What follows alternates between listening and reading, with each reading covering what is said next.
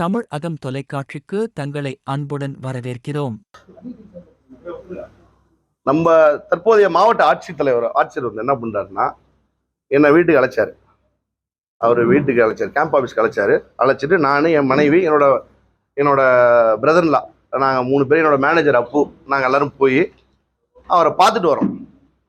அப்போ அவர் கேட்குறாரு. அப்போதான் அவர் என்கிட்ட தெளிவாக சொல்றாரு, எங்களுக்கு இந்த மாதிரி ஒரு ஐடியா இருக்கு, இந்த மாதிரி மறைந்த தலைவர் கருணாநிதி அவர்களோட சிலையை வந்து நாங்கள் உள்ள அந்த ஆர்ச்சி முகப்பில் வந்து வைக்கணும்னு நான் விருப்பப்படுறாங்க. உனக்கு என்ன, நீ தரியா என்னன்னு என்னை கேட்க, நான் அதுக்கு அவங்களுக்கு விளக்கத்தை கொடுக்குறேன். சார், இப்போ அவரு அதான் கேட்டிருக்காரு, நீங்கள் சொல்றீங்க, இப்போதான் மேட்டர் சொல்றீங்க. நான் வந்து என்னோட ஃபேமிலியில் எல்லாம் கன்சல்ட் பண்ணிட்டு நான் தனிப்பட்ட முடிவு எடுக்க முடியாது. என்னோட அப்பா இருக்காரு, எங்கள் மாமா இருக்காரு, மாமனார் இருக்காங்க, மனைவி இருக்காங்க, எல்லாருக்கும் பேசிட்டு கலந்துக்கிட்டு போட்டு அங்கேயும் போட்டு எல்லாத்தையும் போட்டு இடிச்சு நசுக்கி ஒரு இடத்த உருவாக்குறது எவ்வளவு பெரிய கஷ்டம் தெரியுமா? அவரை கேட்டு பாருங்க, சொல்லுவார். நான் தான் சொல்லிட்டேனே. ஏன் சார் என் இடம், நான் டைம் கேட்கறேன்? என்ன சார் இது அநியாயமா இருக்குது? இது என்னோட இடம், நான் டைம் கேட்கறேன்.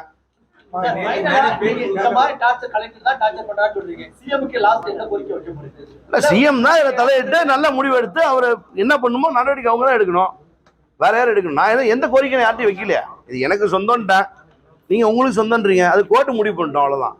வேற எந்த முடிவும் கிடையாது. நம்ம ஃபைட் பண்ணலாம், கோர்ட்ல ஃபைட் பண்ணிக்கிறோம், அவ்வளவுதான். நியாயம்னு ஒண்ணு இருக்கு இல்லையா? நல்லது, சந்தோஷம். அவர் நியாயம் தானே சொல்லிருக்காரு, அநியாயம் சொல்லலையே. அவர் சொன்ன பாயிண்ட் கரெக்ட் தானே?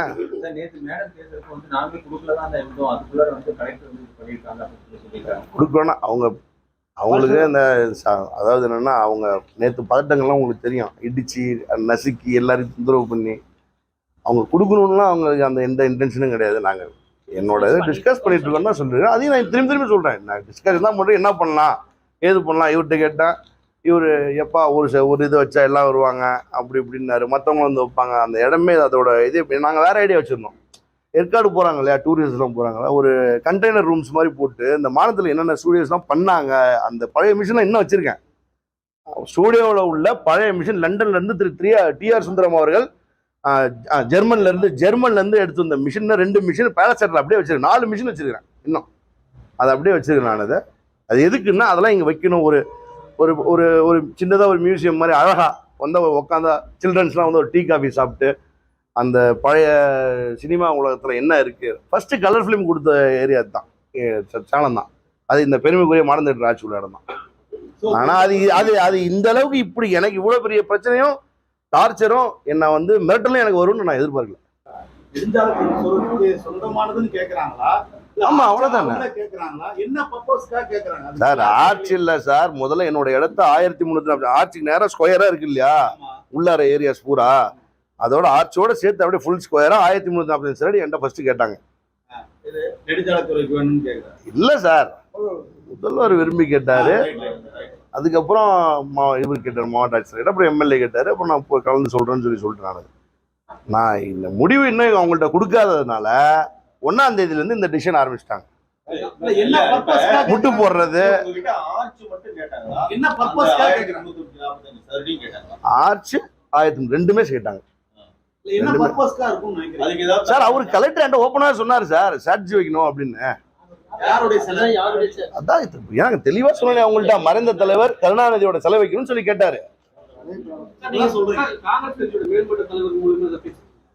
எல்லாரும் என்கிட்ட டிஸ்கஸ் பண்றாங்க சார், நான் யாருமே இல்லை இன்டர்வியூ பண்ணல, யாரும் வராதீங்க, நான் பாத்துக்கிறேன்னு சொல்லிட்டேன். அவருடைய மறைந்த முன்னாள் முதல்வர் கருணாநிதி சிலை மட்டும்தாவா, இல்ல அந்த அவர் சொன்ன மாதிரி நீங்க சொன்ன மாதிரி 3 சிலைகள் வைக்கிறதுக்கு?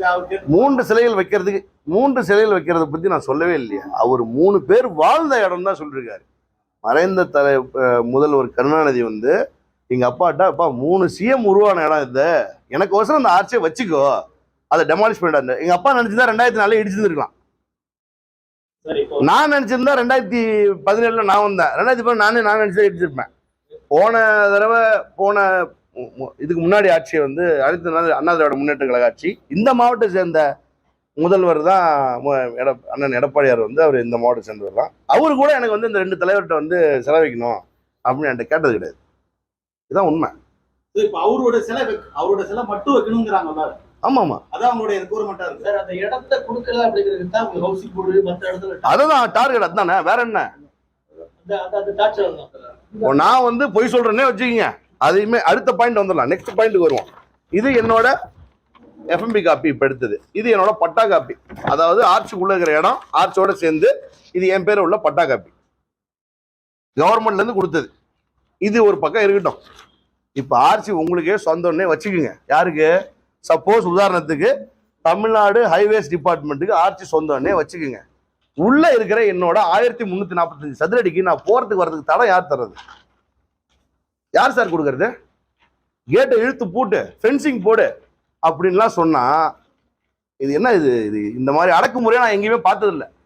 இது 1ஆம் தேதி நடக்குது. டிசம்பர் 3ஆம் தேதி வாக்கில் எனக்கு சொந்தமான ஒரு ப்ராப்பர்ட்டி 2015 வர்மா கன்ஸ்ட்ரக்ஷன் பிரைவேட் லிமிடெடுக்கு சொந்தமான ஒரு ப்ராப்பர்ட்டி. மொத்தம் வந்து அதில் 8 ஏக்கர் 70 சென்ட், அதில் 3 ஏக்கர் 44 சென்ட். அந்த சொத்தோட பத்திரம், பட்டா, எஃப்எம்பி டிராயிங் கொடுங்க. அப்படி அந்த ப்ராப்பர்ட்டியில் ஹவுசிங் போர்டு தமிழ்நாடு வீட்டு வசதி சார்பாக வந்து ஒரு நோட்டீஸ் வந்து ஒட்டுறாங்க. அக்வசியேஷன் நோட்டீஸ் ஒட்டுறாங்க. அதில் வந்து நோட்டீஸ் விட்டுறாங்கன்னா பழைய டேட் போட்டு நோட்டீஸ் விட்டுறாங்க. ஆனால் ஒட்டினது 3ஆம் தேதி தான். அதில் எந்த விதமான மாற்று கருத்துமே இல்லை. வருது பார்த்துக்கலாம். 28ஆம் தேதி நவம்பர்னு நினைக்கிறேன், அப்படி இருக்கும்னு நினைக்கிறேன். அதை போட்டு விட்டுருக்கு. அதில் என்ன இருக்காங்கன்னா, நீங்கள் வந்து கேஸை வந்து தோத்துட்டீங்க, அதனால் இடம் வந்து தமிழ்நாடு வீட்டு வசதி வாரியம் தான் சொந்தம், அதனால் நாங்கள் எடுக்கிறோம் அப்படின்னு அவங்க சொல்லி அவங்க போயிட்டாங்க கோர்ட்டுக்கு. இது எவிக்ஷன் பண்ணுறதுக்கு போயிட்டாங்க. அது என்ன? அது எவிக்ஷன்னா சிம்பிள் எவிக்ஷன்லாம் இல்லை சார். அது அப்படியே ரொம்ப கொடுமையாக இருந்துச்சு அந்த எவிக்ஷனை. அந்த ஃபோட்டோஸ் கொடுப்பா. 50க்கும் மேற்பட்ட காவல் உயர் அதிகாரிகளை கூப்பிட்டு வந்து இவங்கள பெருசு கூட காவல் 50க்கும் மேற்பட்டவங்களை கூப்பிட்டு வந்து ரெவன்யூ டிபார்ட்மெண்ட் எல்லா டிபார்ட்மெண்ட்டும் வந்து இடிச்சு, டிஆர்ஓ வந்து எல்லாம் இடிச்சு எல்லாம் ஃபென்சிங் பண்ணி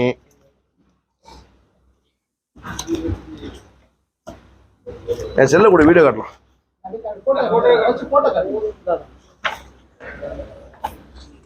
எங்க நிறைய பேர் இந்த போட்டோஸ் கொடுங்க. இடிச்சு எல்லாம் ஃபென்சிங் பண்ணி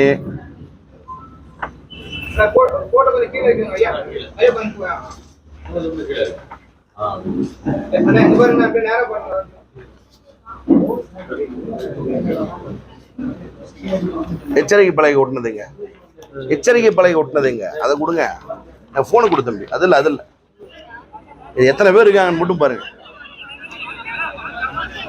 அதில் யாரோ ஒரு அதிகாரி வந்து குடிச்சிட்டு வந்துருக்காங்க. குடிச்சிட்டு வந்து இவட்டு தகராறு பண்ணிருக்காங்க. அதில் யாரோ ஒரு அதிகாரி எவிக்ஷன் பண்ணும்போது குடிச்சிட்டா வருவாங்க. கோகுல், நீங்க செல்லுக்கு அனுப்பிச்சிருப்பீங்க, வாட்ஸ்அப்ல அதே இருக்கும், கொடுங்க கோகுல். 2017 படி ஆர்ச்சுக்குள்ளார ஹைவேஸ் வந்துருச்சு அப்படின்னு சொல்றாங்கல்ல. இது இது இப்ப எடுத்தது. இது இப்ப எடுத்தது 1A 1C டிராயிங் இங்க இருக்கு. 1A 1C டிராயிங் இங்க இருக்கு. இதுபடி ஆர்ச்சி எங்க இருக்குது? இது நீங்க கொடுத்தது, இது எனக்கு கொடுத்தது. நீங்க என்ன கவர்மெண்ட் ரெவன்யூ டிபார்ட்மெண்ட் கொடுத்தது, எனக்கு கொடுத்தது. இதுபடி ஆர்ச்சி எங்க இருக்கு? அப்போ நான் ரெக்கார்டா ரொம்ப ஸ்ட்ராங்கா கரெக்டா இருக்கிறனால தான் நான் கேட்கறேன். இருபது பேசாதீங்க. இதுபடி ஆர்ச்சி எங்க இருக்கு? இது காட்டுங்கப்பா, நீங்க காட்டுங்கப்பா அப்படியே. இப்போ பாருங்க, கீழே டேட் இருக்கு. இது 2017 படி. அண்ணா இங்க கவனிங்க, ஒரே நிமிஷம். ஆமாமா, 100% என்னோட தான் இருக்கு.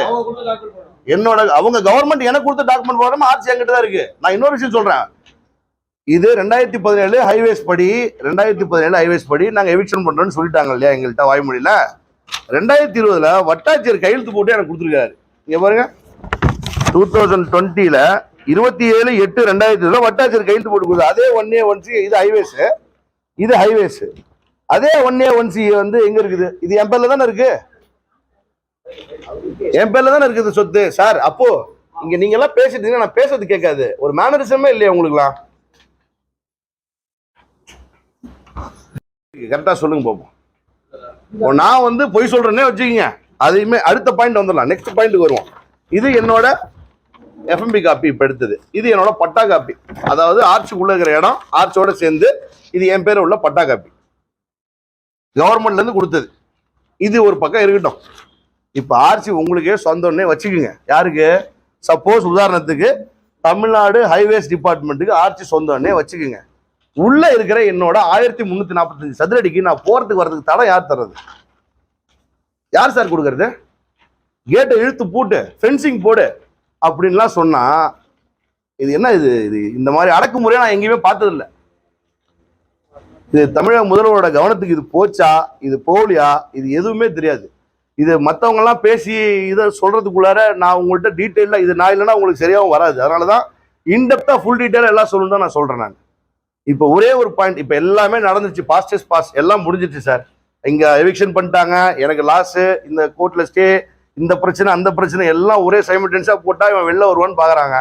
நான் வெளியில் வந்துட்டேன், இப்போ உங்கள் முன்னாடி வந்துட்டேன். நேர்மை நியாயம் நீதி நீங்கள் தான் எனக்கு இனிமேட்டு எனக்கு ஹெல்ப் பண்ணணும். உயிருக்கே பயமாக இருக்குது. இப்போ ஓப்பனாக சொல்கிறேன், என் ஒய்ஃப் நேற்று சொன்னாங்க உயிருக்கே பயமாக இருக்குது. யாரோ ஒருத்தர் வந்து ஆட்டோவில் வந்து வீடியோ எடுத்துகிட்டு போகிறாங்க, இவங்க பேட்டி கொடுத்துட்டு இருக்கும்போது. அது பார்த்தா கடைசியில் ஹைவேஸ் டிபார்ட்மெண்ட் ஏய் என்னோட டிரைவர் பிடிச்சின்னு யார் என்னன்னு கேட்டிருக்காங்க. அங்கே ஹவுசிங் போர்டில் இடிச்சாங்க இல்லையா, அங்கே ஆட்டோவில் வந்து வீடியோ எடுத்துட்டு இங்கேயும் வந்து ஆட்சிட்டு இருந்து இங்கேயும் வீடியோ எடுத்துட்டு போறாங்க. அது பார்த்தா ஹைவேஸ் டிபார்ட்மெண்ட்டோட ஏய். இதே ஹவுசிங் போர்டு சம்பந்தமான இடத்துக்கு நீ எதுக்கு வர? நீ ஹைவேஸ் டிபார்ட்மெண்ட், உனக்கு ஹவுசிங் போர்டுக்கும் என்ன சம்பந்தம் இருக்குது? அங்கே ரோடு வருதா? இல்லை. நீ எதுக்கு அங்கே போய் என் வீட்டுக்காரமா பேட்டி கொடுக்கும், அது ஃபோட்டோ எடுக்கிற, வீடியோ எடுக்கிற, அதெல்லாம் பண்ணிட்டு அடுத்து இங்கே வந்து இங்கே எடுக்கிற? உயிருக்கே பயமா இருக்கு. அந்த ஆட்சிக்குள்ள விட்ட அந்த நேரம் அந்த ஆட்சிக்குள்ள இருக்கிற 1345 சதுரடிக்கு மட்டும் நான் போகட்டுமா வேணாமா? என் வண்டி உள்ள எடுத்துட்டுமா வேணாமா? இல்லை எனக்கு போக்குவரத்துக்கு தடை உண்டா இல்லையா? 2001 ஆக்ட் படி என்ன சொல்லுது? பொது இடத்துல சிலையோ, ரோட்ல சிலையோ, தலைவர்கள் சிலையோ, எந்த சிலையோ எதுவுமே வைக்க முடியாது. முதல்ல புரிஞ்சுக்கணும். அடுத்தது, அதை நீ மானிமெண்ட்டாக கன்வெர்ட் பண்ணுறீங்கன்னா வேற வழி இல்லை. என்னோட ஆக்சஸ்க்கு நான் போனேன்னா நான் சுப்ரீம் கோர்ட் வரலும் போய் தான் ஆகணும். எனக்கு தடை வேணும். அப்போ இடிக்கிறவர்களும் போகிற மாதிரி ஆகிடும். எங்கள் அப்பா மறைந்த தலைவர் முன்னாள் முதல்வர் கருணாநிதி அவர்கள் சொன்ன ஒரே காரணத்துக்கு அவர் மெயின்டைன் பண்ணார். அவரும் என்ன சொல்லியிருக்காரு, 3 CM உருவாக்குனதுப்பா, தயவுசெய்து எனக்கு வசனம் வச்சுக்குப்பா அப்படின்னு இருக்காரு.